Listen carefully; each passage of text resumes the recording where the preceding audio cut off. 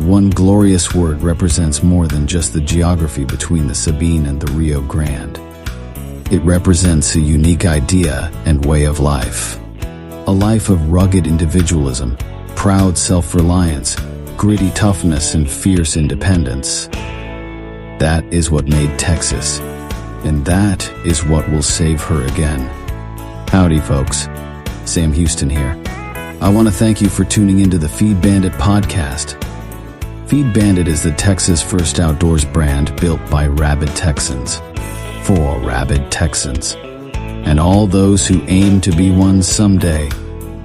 We unapologetically promote the ideals that shape our Texas pride and Texas first patriotism through our love of hunting, the outdoors, and the gear and apparel we create.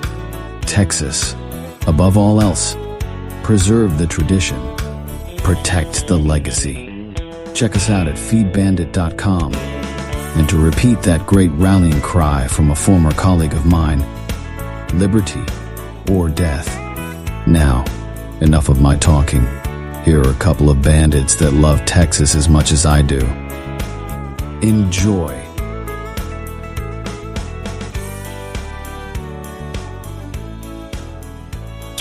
Just when you think you have mastered an animal, just when you think you know everything there is to know about a species of animals because you've been hunting it for over 30 years, you learn something.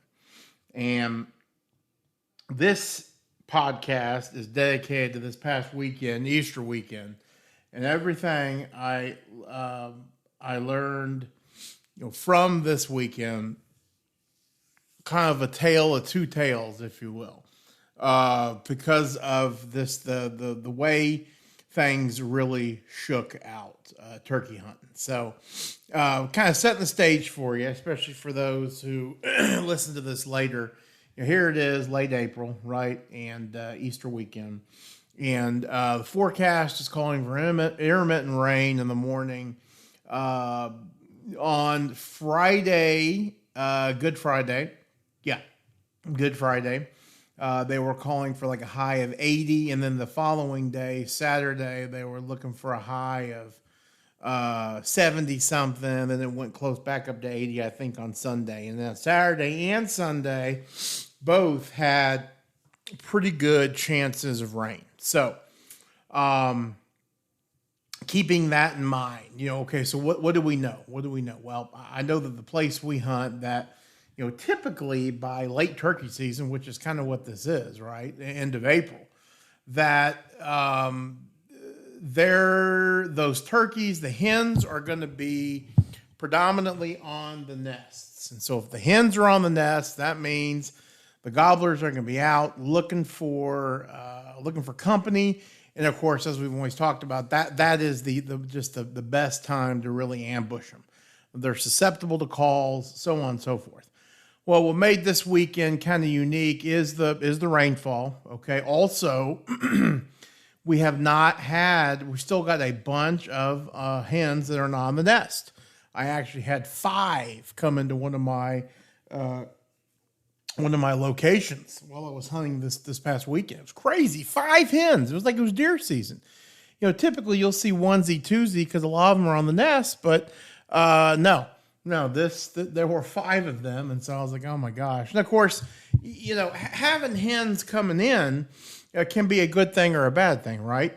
It's a bad thing if you're in a position where, your decoy's here and the live bait is over there, because a gobbler, 8 out of 10 times it's going to go for the live thing. Now, I've had some instances where they ignored the live thing because I was playing something sweet to them, and they came and checked me out, and that was a fool mistake by that gobbler. But again, 80% of the time, I think those birds are going to follow the live bait.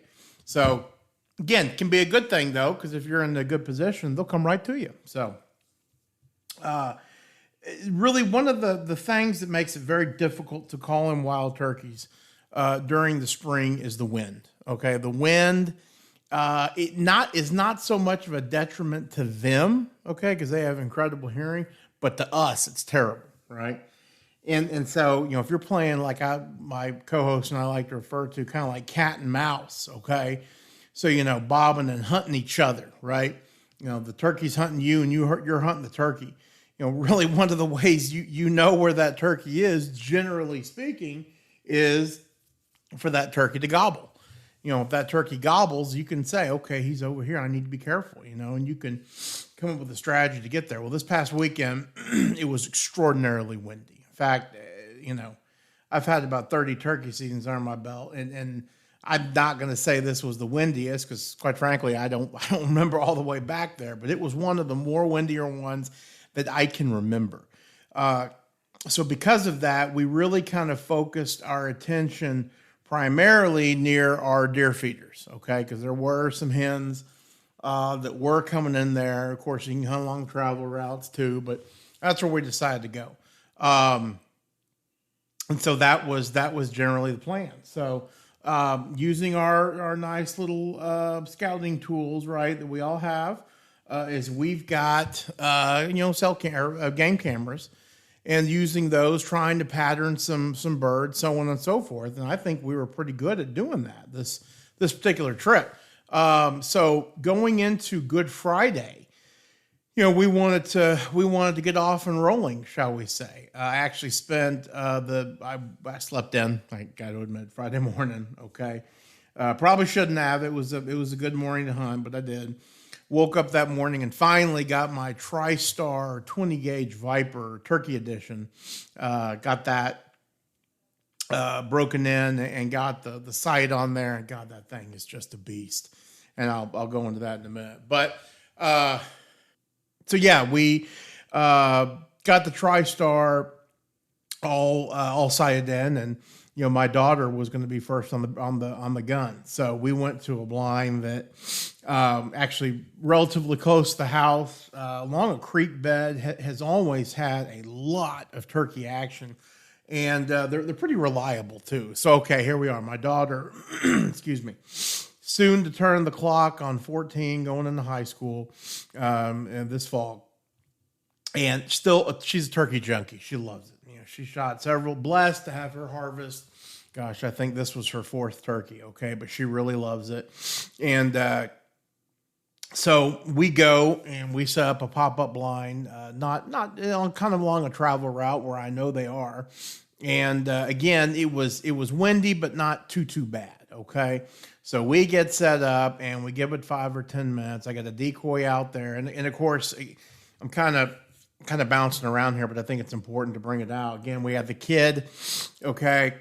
So we're looking for the best ways to succeed, okay? Well, we're near a feeder. I'd say that definitely ups our chances. Okay, I'm going to we got a pop-up blind. That's obviously going to help as well.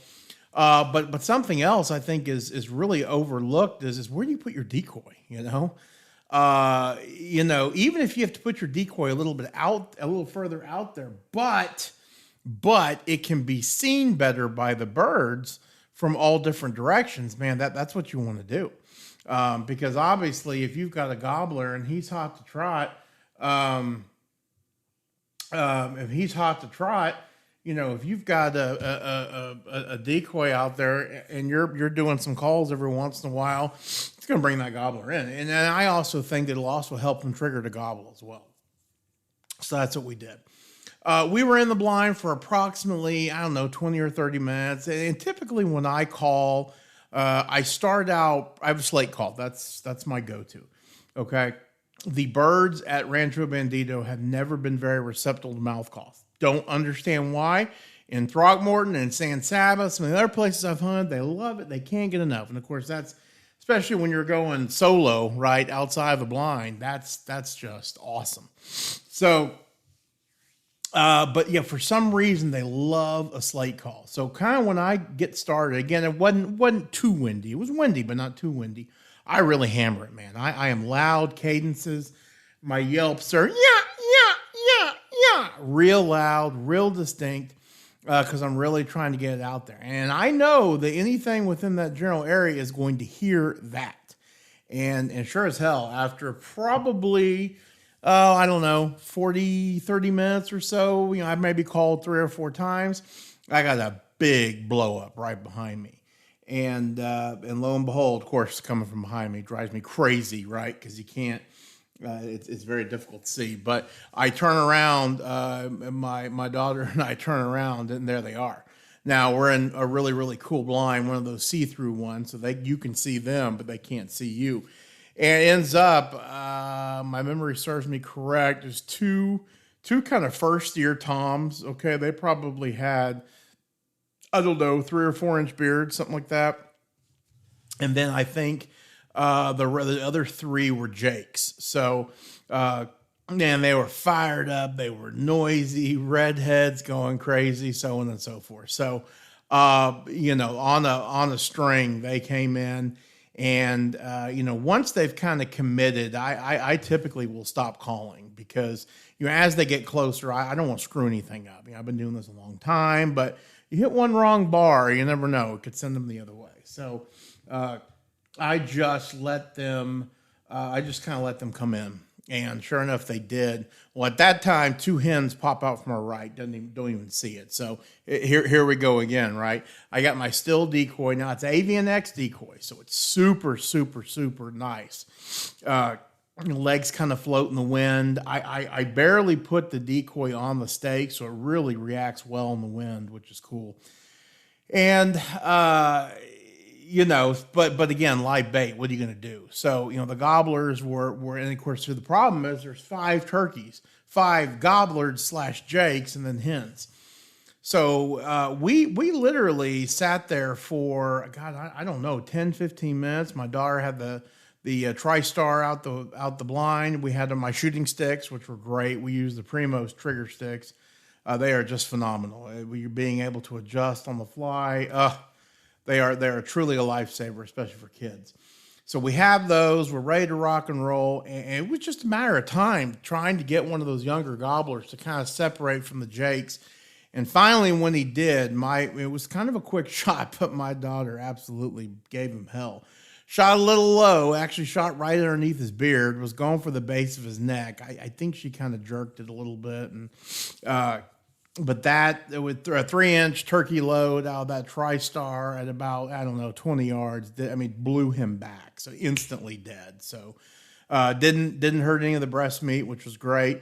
And of course, his fellow other living gobbler and Jake beat the crap out of him, but which is always entertaining. But a heck of a hunt, a lot of fun. Dargar, like I say, her 4th turkey. If you go to our YouTube page, I've posted that video as a short. So you click on the shorts, you can see it there. And then I'm actually going to be having the other one, the actual full video, go live here in the next week or so. So it'll be there for you if you're interested in watching it. Fast forwarding to the following day, the next morning, it called for a lot of rain. So we did not get up, didn't want to deal with the mud and all that kind of stuff. So the afternoon we go out, and it is windy as a son of a gun. It is a new level of windy.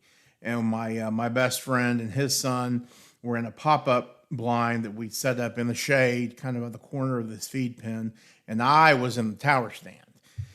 And so what I was doing in the tower stand, I had my binoculars, and I'm enjoying it. I got me a cigar, and I'm sitting there being the eyes in the sky, watching for birds, and I'm also calling. So again, hitting the call really hard, right, and really getting that thing to reach out there. And again, we probably got there at, 4:20 or something like that. And by 4:40 we were calling. It was virtually instant. Got the attention of some gobblers down the road. Pretty sure they were henned up though, and they did not want to come in. So, but that's okay, because the more commotion they make, okay, gobbling and whatnot, you never know. Maybe something will walk by. So I'm okay with it. Eventually, we do have a hen come in, and she's yelping and pecking and peeping, all those kinds of things that hen turkeys do. And so we got some really, really nice live bait. Well, probably I can tell you exactly, 400 yards behind the pop-up line on top of this hill on this little cut that we've made, clearing cedar trees and whatnot, we're getting blow-ups of gobblers. Just blowing up. And I can see him, my buddy can see him. They're 2 toms, and they are inbound fast. They closed the distance. They closed that 400 yards probably less than 5 minutes. So, man, they were on a string. And again, I put the decoy to where when those birds are up on that hill, they're up on the hill, it comes down, they have to cross a little road, kind of go into a ditch, and then they pop up into the pen. I knew that they could see that decoy. I knew they could see it. And it was perfect because my buddy is in the corner of that feed pen. All they got to do is cross that fence, okay, which, yes, I know, sometimes turkeys will hang up on natural or unnatural boundaries, such as fences and all that kind of stuff. But, they've had a lot of experience going in this feed pen. The bottom wire for our feed pen's a smooth wire for the deer, and it's raised up a little bit. So it's pretty easy for turkeys to go in. So, and these guys are hot to trot. Once they were probably 20 yards from the feed pen, I stopped calling because I actually did not want them to flare towards me. I wanted them to hit that decoy, and that's exactly what happened. They got up underneath that fence. Well, unbeknownst to me, unfortunately, my buddy did not see them in time and was also kind of hoping they would head more to the decoy. So his son is positioned to shoot out of that front window as opposed to the side window, and unfortunately was not able to get moved inside. But these were some big birds. I mean, real big birds, trophy birds for sure. So anyways, those gobblers sat there and they hung around for, probably 2 hours, gobbling like crazy. We had live hens with all kinds of stuff, and occasionally they'd pop back out and live the feeder pen. And I sometimes when I have those situations, I'll actually shut up. And I find that if you're too vocal as a fake hen, if you're too vocal, sometimes it kind of reassures them. Oh, okay, she's back there. I don't have to do anything, right? And I swear to you that's worked for me before. That you don't talk much, and then they'll come find you, especially if the other hens walk off. So in this instance, it did not work, but I still held the hunt. A lot of fun, a lot of close encounters. So fast forward to kind of the final morning that we turkey hunted, and it was pouring. I mean, beautiful, tons of beautiful rain. Started about 5:30. We lost power in the house for about 10 minutes. I mean, it was a gully washer. We got half an inch in probably an hour, so it was something else. And of course, perfect timing, right? It's hour and a half right before first daylight when the turkeys are getting down. So that already starts off the day kind of rough for them, right? And so we were going to be in a pop-up. We said, no, it's going to be soaked. So thank God we were right. So we actually ended up going to one of our tank blinds and setting up there. We have a decoy down there, still sprinkling, okay? Finally, we got in the blind probably about, 6:45 or so. And it was, it was twilight, or I guess dawn, or whatever you want to call it. Technically not legal shooting light yet. And we got our decoy set up. So we were there in plenty of time and opened up the windows. Finally, the rain stopped. The birds started chirping, and it was still very, very cloudy, not very windy at all. And we're situated in an area where we got a deer feeder near us, okay, but we've also got this big open field that used to have winter wheat in it, and unfortunately we were not good stewards of the land, and the damn thing turned to pure Johnson grass. So now we're taking that field back by mowing it. Every time a piece of Johnson grass pops up, we mow the shit out of it. We're just trying to wipe out photosynthesis. So that's a whole nother story. But I start laying on the call again, kind of hot and heavy. And probably within 30 minutes or so, we see two pretty big toms pop up from a creek, probably 300 yards away. Okay. And they had gobbled at us before we had seen them. So when they popped out of the creek, I was thinking, man, this is great. Again, they can see the decoy, okay? Now, mind you, it's just me and my buddy. So, but I still will put that decoy in a place where I think that the birds are going to see it. So, we have the decoy there, and I know they can see it. Well, they just shut up. They don't say another damn word. I could not believe it. We were stunned. And I don't know, what was it, the rain? It was something. They actually sat there for about 20 minutes and we're taking the time to prune each other, or they were pruning themselves rather. So I mean, you can look at them and tell they had a rough morning. But They never gobbled or anything. And yet they could hear me. I was laying out some good stuff for them. They could see the decoy. It was really bizarre, to be honest with you. And so, probably 30 minutes into that, finally we do get a big blow up of a gobble, and he's pretty damn close. He's probably 100 yards away and closing. We can hear him. And he gobbles again. I was like, okay, here we go. We're putting our earmuffs on, thinking that, hey, we got a shot. And then, the next thing we hear is a doo, doo, doo, doo, doo, doo, doo. And that damn turkey took air, effectively right behind the pop-up blind that we had set up out there, and basically flew right by our tank blind that we were sitting in. And that pop-up blind had been out there for, probably 2 days now. So, and turkeys don't mind that. So the only thing we can think of is that turkey had seen some sort of predator or something spooked the hell out of it, because they just won't fly for any reason. And he flew directly at the tank blind. So man, it was just really, really crazy. We're not 100% sure, what exactly happened, but man, that was it. Because those two birds that were coming from the creek I was talking about earlier, they never even bothered to give us a look, and then they walked off. So, man, again, the tale of two different stories there, and a couple of things that we're still learning. It's just crazy how you think you're in great position, how anything can go wrong. So, you got to keep at it, and you got to keep learning. So. We're going to be going down this weekend. Mr. Corn Bandit himself will be joining me, which will actually be a lot of fun. Jimmy here, jumping in real quick. What I think Corn Bandit meant to say is El Bandito was going to be there this weekend, and that's me. I'm super excited to go.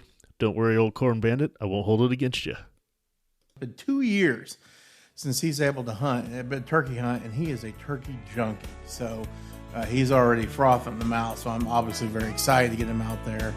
The man loves the meat and he loves the hunt, so it is going to be a good time. But folks, that is all I've got for you today. As always, go Texas and support your local feed store. Well, I hope the Bandits gave you an interesting episode that either entertained or educated you. Or better yet, both. Hell, I told them this podcasting thing looks harder to do than defeating Santa Ana. So if you would, please help them out by sharing it with all your like-minded friends to help the Bandits get the word out. And don't forget to check us out at feedbandit.com and grab some gear and apparel to support the cause of Texas. Remember, Texas, above all else, preserve the tradition, protect the legacy. Finally, as I said some time ago on the eve of the great battle, and I vigorously repeat here again, be men, be free men, that your children may bless their father's name. Well, fellow bandit, until next time.